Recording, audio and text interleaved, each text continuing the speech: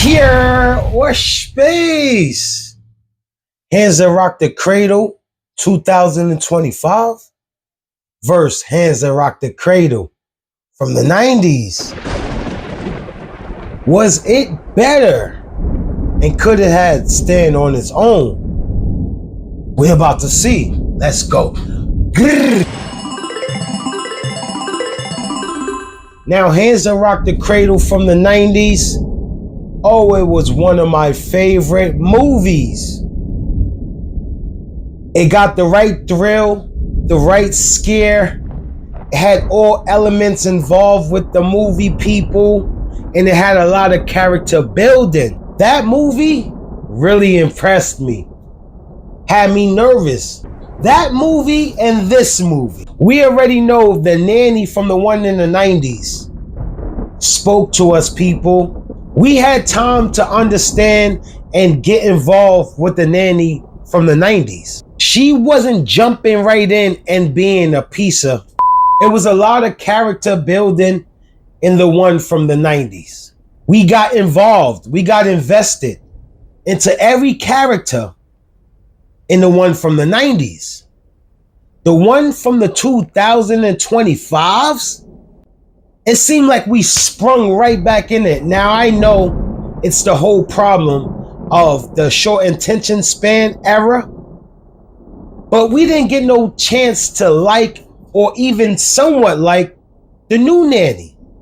They threw her straight into being a villain. If you compare the two, it's definitely apples and oranges. 6, 7 people. Get me? Very different, but they're numbers. Very different, but they're fruit. If I would have watched this one by itself, I would have felt like it should have went straight to Lifetime. And then it probably would have been a good movie. But I needed it to not have any attachment to the original Hand That Rock the Cradle. Because the original Hand That Rock the Cradle, that movie was epic. That's a classic. Actually, I think it's underrated. That's one of the scariest movies I seen when I was younger. That could be put in somebody's Halloween list to watch in October. This movie is a quick fadeaway, like most Lifetime movies. You watch it, you have fun, you enjoy, but by next week, it's out of your mind. You're not talking about that at work. You're not talking about that when you at a party. Oh, did you see this? You're not talking about that movie with your movie friends. But the one from the 90s, yeah, you definitely are. You know why I know? Because they made a remake. So that one was so strong that it stood the test of time, and they wanted to remake it. Now, a lot of people were saying, yeah, this was a cash grab. It's on Hulu. How was it a cash grab? I don't think it should have grabbed any cash.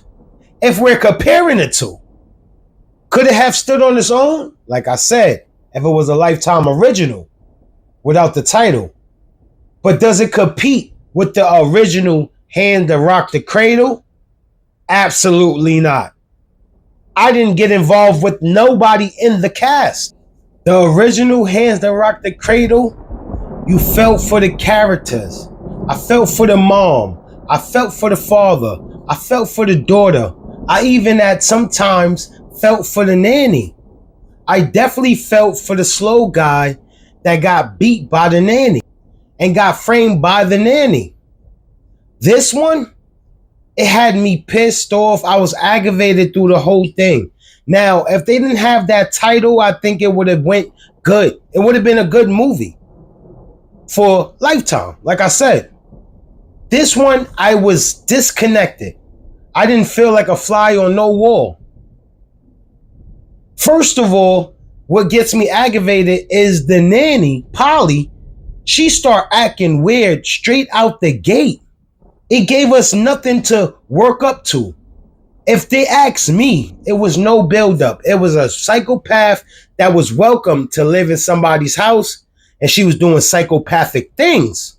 One thing that really pissed me off is what made that guy feel like he could talk to Polly after digging up all that dirt and finding out what was the connection.